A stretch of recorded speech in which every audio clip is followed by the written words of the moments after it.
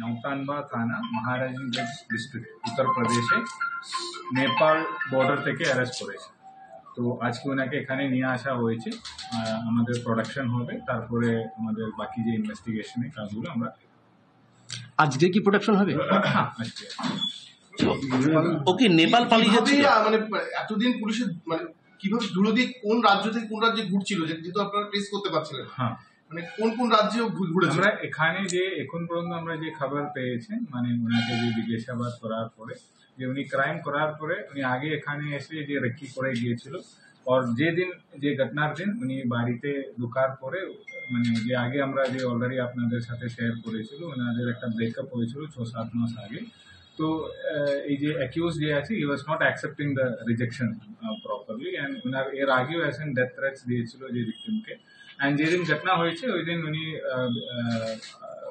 দুটোর সময় ওনার বাড়িতে ঢুকলেন। ঢুকার পরে উনি প্রথমে মেয়েটাকে দুটো গুলি করলাম, মানে 3টে গুলি করলাম। তারপরে উনি ওখানে ওয়েট করেছিল। তারপরে যে ওনার যে প্যারেন্ট মানে মাদার অ্যান্ড যে ইয়াঙ্গার ব্রাদার এসেছিলেন বাড়িতে, তখন ওদেরকেও আসেন, মানে উনি মানে যে মম যে আছে ওনাকেও আসেন মাথায় গান লাগিয়ে আসেন মার্ডার করার জন্য ট্রাই করেছিল। সামহাউ যেটা লাকি ওটা ফায়ার হয়নি। তারপরে উনি ওখান থেকে পালিয়ে মানে এখান থেকে ট্রেন ধরে নেহাটি, তারপরে ওখান থেকে হাওড়া থেকে ড্রোন এক্সপ্রেস ধরে উনি অযোধ্যা চলে গেছে। তো আমাদের টিম যে আছে, আমাদের টিম মানে উনি বর্ধমান আসানসোল ক্রস করার পরে আমরা খবর পেয়েছিল ঠিক আছেন এই যে accused is travelling by train. তারপরে আমাদের টিম 3টে ট্রেনে মানে উঠেছিল। ওই 3টে ট্রেন নানা দিকে যাচ্ছিল, ওই সব প্রত্যেকটা ট্রেন আমরা ট্রেস আউট করতে পেরেছি। তারপরে ইভেন্চুয়ালি আমাদের যে একটা টিম পরের দিনই আসেন দেওরিয়া, ওনাদের বাড়িতে পৌঁছে গেছিল, ওখানে অলরেডি ইনভেস্টিগেশন স্টার্ট করেছিল।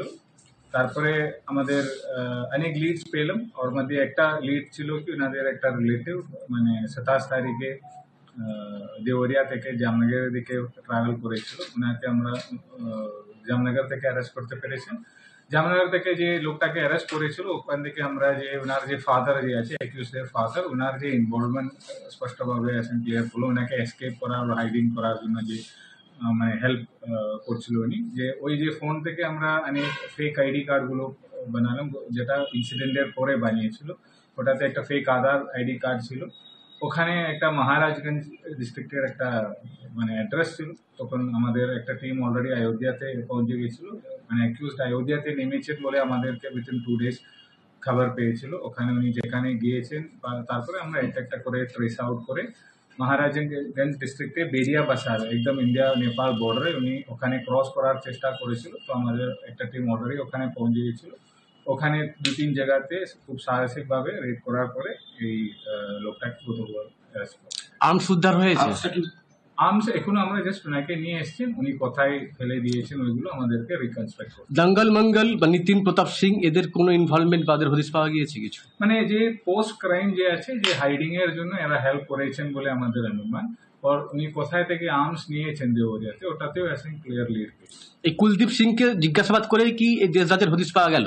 হ্যাঁ, মানে ওনার যে ফোন থেকে আমরা অনেকটা ফেক আইডি কার্ড গুলো পেয়েছিল, তো ওটা ট্রেস আউট করে আমরা কখন কোত্থেকে গ্রেপ্তার করা হবে? মানে গতকাল নৌতানবা থানা, মহারাজগঞ্জ ডিস্ট্রিক্ট, ইউপি।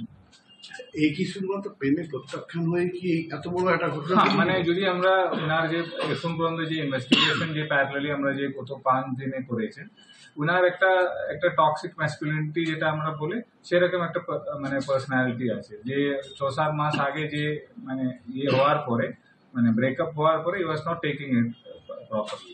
আর এটাতে আর একটা ইস্যু যেটা আমাদেরকে মানে অনেক লোক একটা আইন শৃঙ্খলা নিয়ে কথাগুলো বলছিল যে ইনসিডেন্টের পরে, কিন্তু এটাতে একটা বড় একটা ক্রাইসিস আছে যে এখন যে 18 to 19 year old কিডস যারা কলেজে ভর্তি হচ্ছে, এই যে ইনসিডেন্টে উই হ্যাভ সিন কি এই যে মাসে কিছুদিন আগে উনি একটা স্ট্যাটাস পোস্ট করেছিল, যেখানে একটা আর্মস ছিল ওনার কাছে, ডেড বডি সুন বলে একটা স্ট্যাটাস উনি দিয়েছিল।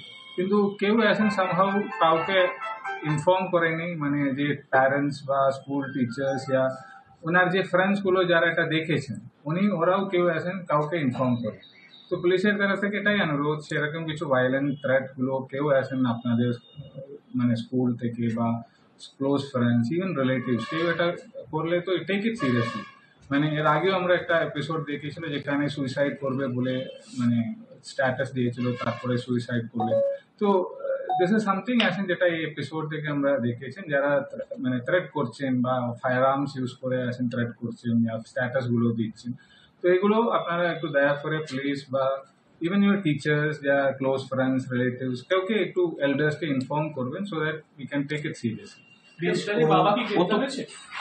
ওনার অলরেডি ওখানে আমরা ওয়ারেন্ট ইস্যু হয়েছে ওনার বিরুদ্ধে একদিন আগে মানে ওয়ারেন্ট ইস্যু হয়েছে।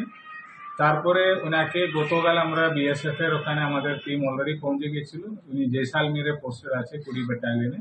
তো ওখান থেকে ওনাকে হাউস অ্যারেস্ট করে রাখা আছে। আজকে হোপফুলি আসেন will get him release from the battalion. Hopefully in another 2 days আমরা এখানে মানে আর কারো গ্রেপ্তার হওয়ার সম্ভাবনা রয়েছে এই ঘটনায়? আমাদের বাকি যে রিকনস্ট্রাকশন অফ ক্রাইম ওনাকে অ্যাকচুয়ালি কে হেল্প করেছেন, আমি যে আগে বললাম কি যে আর্মস যেটা আছে আর্মস কোথায় থেকে পেয়েছেন উই হ্যাভ এস্টাবলিশ মোরলেস। তো ওইগুলো ইনভেস্টিগেশন একটু বাকি আছে। বাকি আমাদের যে এখানে যে রিকনস্ট্রাকশন যে আছে ও একটা বড় পার্ট, কোথায় আছেন আর্মস আছে ওই রিকভারি একটা বড় পার্ট। তো ওই যে জিনিসগুলো আমাদেরকে আশা করি আগামী 2-3 সপ্তাহের মধ্যে আমরা কমপ্লিট করে মেবি উই আর টার্গেটিং 40-45 ডেজের মধ্যে উইল ট্রাই টু চার্জশিট। কি অযোধ্যাতেই ধারায় ওকে অভিযুক্ত করে আদালতে তুলবে? নট কি অযোধ্যাতেই লুকিয়েছিল না অন্য কোথাও ছিল? ও ঠিক কোথা থেকে অ্যারেস্ট হলো, কারো বাড়ি থেকে না কোনো স্টেশন নেই থেকে? উনি আমি বললাম না বেরিয়া বাসারে উনি ওখানে নেপালে ঢুকতে চেষ্টা করেছিল। তো আমাদের we should be thankful for IC Kotwali, additional SP, DSP and আমাদের যে চিন্টু বাবু উনি আসেন অ্যারেস্ট করে নিয়ে এসছেন। He has done a very wonderful job. তো উনি ওখানে খুব সাহসিকভাবে উনি হি ওয়াজ এ ভায়োলেন্ট গাই, তো অনেক আসেন চেষ্টা করতে পেরেছেন, করতে হয়েছে ওনাকে অ্যারেস্ট করার জন্য। আবিজুল আসেন জামনগর থেকে মেইন লিড আমাদের যে আঙ্কল যে আছে ওনাকে অ্যারেস্ট করার জন্য আসেন। আবিজুল ওয়াজ দ্য মেইন পার্সন। তো it's a wonderfully done team. যে পার্টিকুলার কোনো মানে কারোর বাড়িতে নেই হি ওয়াজ ট্রাইং টু ক্লোজ। গাড়িতে করে মানে প্লিজ সুইচ অফ করে সাইলেন্ট করো না। আশ্চর্য বিয়ে চলছে গাড়িতে করে যাচ্ছিল মানে রান করছিল। হ্যাঁ মানে হি ওয়াজ অন রোড, গাড়িতে নেই বেরিয়া বাসার জাস্ট আসলে একটা চেক পয়েন্ট আছে ওখানে ক্রস করলে ওখানে মানে ওকে নেপালে চলে যাওয়ার জন্য মুভ করেছিল মানে পালিয়ে গেলে মানে যদি ইন্ডিয়া নেপাল বর্ডারে যদি কাউকে গ্রেফতার করলে তো there is only one possibility. আরে অবস্থা বলো তো কি করছে বলো তো প্রাইভেট কার তো মানে খুনটা আমরা দেখলাম যে যখন হওয়ার পরে কিছুক্ষণের মধ্যে গ্রুপেও দিয়ে দেওয়া হয়েছিল দেবরাজ সিং এর নাম। মানে আমি বলতে চাইছি তখনও তো কিছু সাসপেক্ট বা কিছু হয়নি, আপনারা কি করে বুঝলেন যে দেবরাজ ভাই প্রথমে প্রাইমারি মানে এর মধ্যে যে ইনসিডেন্টের মধ্যে the bravest part or the courageous part যেটা মানে আমাদের সাথে পুরোভাবে কোঅপারেট করেছেন যে ভিক্টিমের ফ্যামিলি, ওদের এত বড় লস এত বড় শকের মধ্যেও ওরা অনেকভাবে আমাদের সাথে কোঅপারেট করেছেন।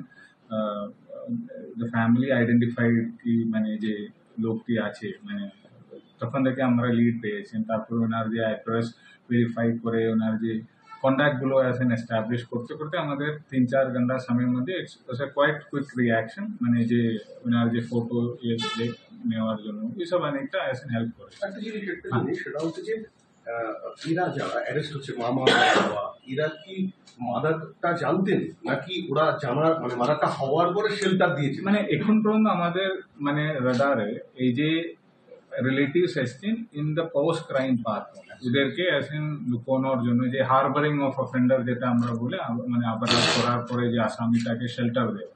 তো ওই যে মানে এর মধ্যে আমি যেটা আগে বললাম ওদের যে অনেকটা ফিনান্সিয়াল হেল্প করেছেন, ওর প্রুফগুলো আমরা পেয়েছি, অনেকটা মানে ফেক আইডি কার্ডগুলো যেটা বলেছে এই যে মামা যাকে আমরা অ্যারেস্ট করেছেন ওনার মেয়েটা আছেন এনার ফেক আধার কার্ড আর বিএসএফ এর একটা ফেক আইডি কার্ড এগুলো ওই যে মেয়েটি বানিয়ে দিয়েছে।